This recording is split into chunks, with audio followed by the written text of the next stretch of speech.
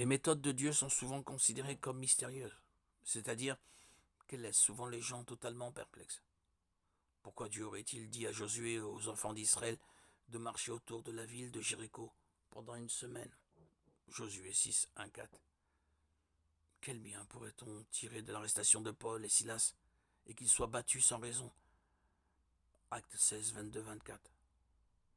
Les processus utilisés par Dieu, l'interaction entre la liberté humaine et la souveraineté de Dieu, et les résumés ultimes de Dieu sont bien au-delà de ce que l'esprit humain limité peut comprendre.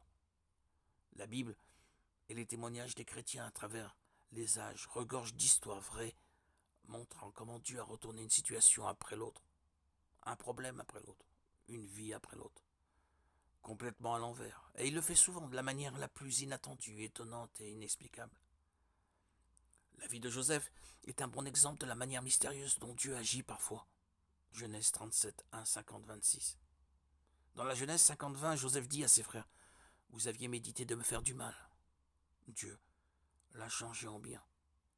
Dans cette déclaration, Joseph résume les événements de sa vie, en commençant par le mal que ses frères lui ont fait, et en terminant par sa reconnaissance que tout cela faisait partie du plan bienfaisant de Dieu pour sauver son peuple de l'Alliance.